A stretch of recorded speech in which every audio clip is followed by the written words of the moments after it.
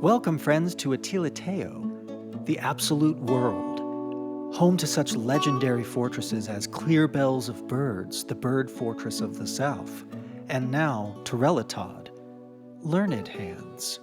TURELOTAD can be found here, on the triangular steps of the continent of dimensions, by the quiet stream Mouth Harshness.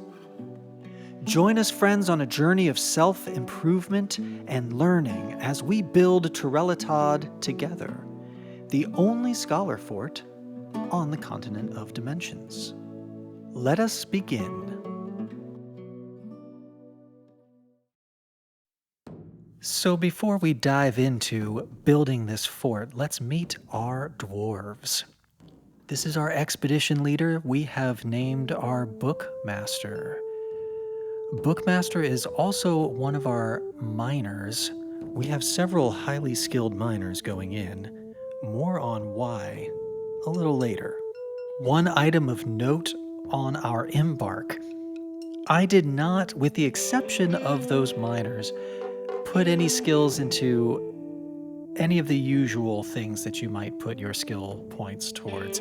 I instead focused on musicianship and writing, astronomy, mathematics, all of those other skills and social skills. I'm much more interested in building up those in our original 7 dwarves than the planting or stone crafting. Those skills will be built up over time no matter what. I'm curious to see what happens when we start a fort with some serious intellectual power going in. So, Bookmaster, she's a flatterer, a speaker, a negotiator, good leader all around. She's also one of our many musicians. I tried to diversify the types of instrumentalists we had. So we have some stringed instrumentalists, we have some percussionists, etc., etc. This is B minor. When not digging, B minor is going to be a multi-instrumentalist, keyboardist, wind instrumentalist, percussionist, string instrumentalist, singer, poet, and dancer. So as soon as possible, we're getting B minor into the tavern. Here's Napoleon, and I chose Napoleon to be our future militia commander. Napoleon is a skilled speaker with leadership and teaching points, and teachers are one of the experimental skills I've built up in several of these dwarves. We'll have to build some guild halls soon. I have lots of teachers in the original 7, and I'm hoping that they can pass their skills off effectively to our incoming migrants. Next up, we have Joni. Joni is one of our 2 dedicated multi-instrumentalists. Poet, dancer, musician, singer, keyboardist, string instrumentalist, wind instrumentalist, percussionist, dabbling student, dabbling reader.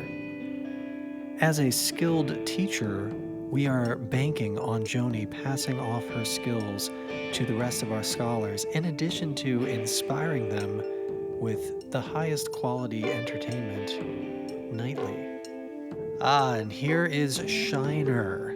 Shiner is our planter brewer, because planting and brewing are in fact among the highest of intellectual pursuits. So here is our talented planter, proficient brewer, Shiner. As the one who is doling out the booze, it's not a bad idea to have him be a negotiator, intimidator, conversationalist, comedian, and consoler, to say nothing of pacifier. And of course he can hold his own musically as well. Here's Dylan. She's a writer, a poet, a wordsmith, and a musician. And like several others, she's also a pretty decent teacher. We are going to build these guild halls and see if we can spread knowledge through TURELOTAD faster than most fortresses. And a dwarf after my own heart. Here is Astra, a skilled astronomer. He's our critical thinker, musician, leader, judge of intent conversationalist, Astra is going to help keep things running smoothly around here. I am confident. Those are the named dwarves of TURELOTAD. We will be following their stories closely as we build our scholarly empire. One more point of interest. Looking at the knowledge of all of our original 7 dwarves, we all know a lot of the same musical compositions, so we will make sure that we have the instruments we need to perform these musical compositions, and perhaps, if we're lucky, we'll get to hear a few of these songs as the fort stabilizes and we have a little bit more free time on our hands. And with that, let us begin the storied journey of TURELOTAD.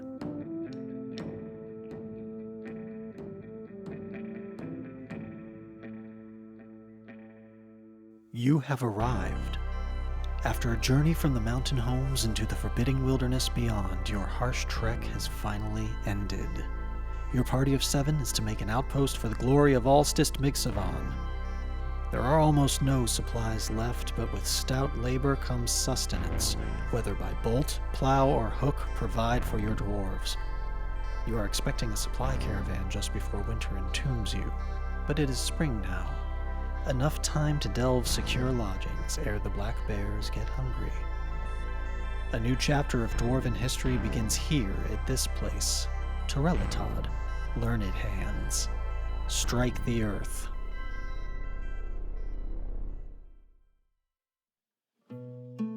We are now digging out the main entrance area. We've chosen this nice little nook just by the stream. We found this wall that we're going to channel down into, do kind of a classic long ramp entrance, easily defensible down into the stone. So here we are, we're going to channel out our entrance. We have a stockpile for wood and a workshop on the way. We're going to start making beds. We're going to get these dwarves inside. It seems like a nice temperate zone, though. We don't have to worry too much about the weather, hopefully.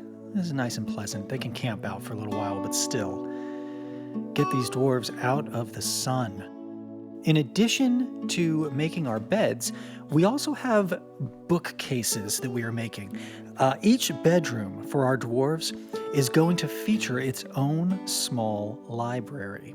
We want our dwarves to have a really nice place to study right in their own rooms. We're going for some rather lavish bedrooms here with gem windows, lots of space to think and dream. And I'm going to layer library zones inside of the bedrooms. I've never tried this before, but the hope is that we can start to collect migrants and interesting scrolls and writings right away, long before our main feature of this fort can be built. Let's talk about that main feature of this fort. The entire fort is going to be built around a grand central library. This is the dream, at least. We will have I'm picturing a 3Z level library with balconies on each new floor overlooking the main bottom floor. So if you can imagine that, 3 floors high and surrounded by stairwells where you can go up to each layer and then look down on the layers below. So if you're standing on the top, you can see all the glorious gem windows and statues and beautiful floors and bookshelves all around. So this will be our mega project for this fort. And that's really what we're all about. We want to gather every piece of writing we can possibly get our hands on. We're going to copy books. We're going to build up our scholarship. That is our goal here in Learnedhands.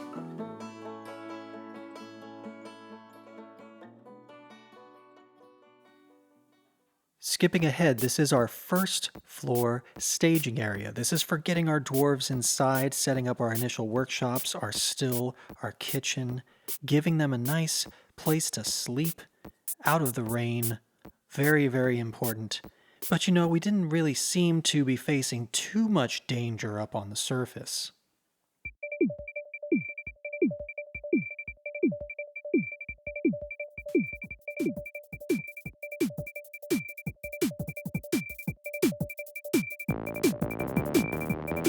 Alligator.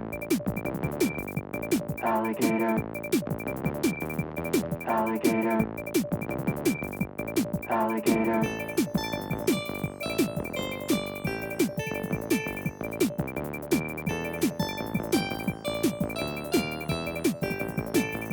Alligator. Whew, that was harrowing. Guys, Alligator Attack in like the first month. Poor Shiner here is laid up in the hospital we had to throw together for him. He's very lucky that Dylan, Astra, and Joni were nearby to help chase off the alligator. At one point, they ended up in the river, and Dylan and Joni were both quite pleased that they had the opportunity to take a bath, though Joni was a little upset that she ended up drinking without a goblet. It's understandable. Both lower arms were badly mangled, but Shiner came out on top of this battle, and he has earned the undying respect of all the dwarves, as his only complaint was that he was pestered by flies. He's gonna be okay, he's gonna be just fine, but goodness, perhaps this is a more hostile environment than we had bargained for initially. Let this be a lesson to us all. Even dwarves with the most noble intentions have to defend themselves here in the absolute world.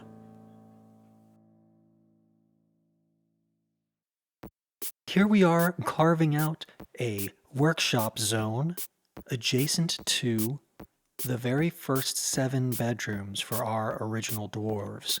Now, as it turns out, in our very first season, we have migrants, which we have named As Smith and Toesmith, as they are both blacksmiths, and a very interesting character, a dwarf necromancer leatherworker, who is a quite skilled leatherworker. So we will be giving this dwarf their very own workshop quite soon. We'll point out here a couple of offices. These are for our bookkeeper and our manager. We have named Astra to be our bookkeeper, our astronomer. With some bookkeeping skills already, Astra should be a perfect fit. For our manager, we've chosen Dylan. A dwarf of many talents, Dylan will be an ideal manager, able to relate to all of our different dwarves and inspire them with her art and her writing, and therefore garner the respect of her fellow dwarves, which I believe will lead to greater productivity in this fortress. Now, with these fundamental needs being taken care of, we have to turn our sights to the dig. We need to reach magma, and we need to reach gems. We have an obscene number of gem windows in our blueprints that we've brought with us to this fort, and it's just going to require a massive amount of digging. And I'm very, very pleased with the performance of our miners so far. They have made short work of the initial fortress, but now we head downwards to the caverns and the magma below, and the promise of infinite energy to fuel our scholarly ambitions.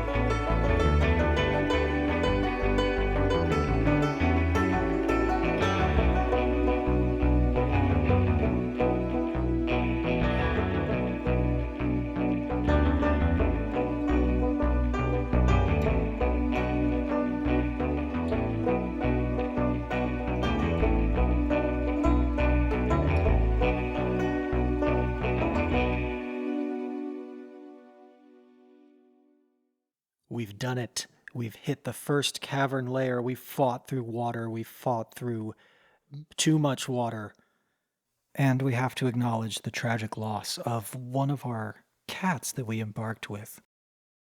I'm sad to say that this cat was caught on the wrong side of a wall as we were digging our initial tunnel, and then in the flurry of activity to dig the parallel tunnel when the first one flooded, we failed to notice our missing cat, and he sadly perished behind the wall. We will engrave a slab for this cat, and he will be memorialized in a place of honor in our library. But ultimately, we defeated the water, and now we are in the caverns. These, however, are a bit of a surprise. These are epic, epic caverns. I've counted 51 Z levels of continuous open space. We may have quite a mine shaft to dig here, to sink below the level of these caverns and seek the magma below. We have decisions to make. There's lots of good gems to be found here. There's lots of interesting colored stone with which we could make blocks for interesting floors and tables and chairs. We could build something grand here. But we desire glass. We have so much sand. If we could only have magma. Decisions to be made. Decisions to be made. Next time, here at TURELOTAD, Learnedhands.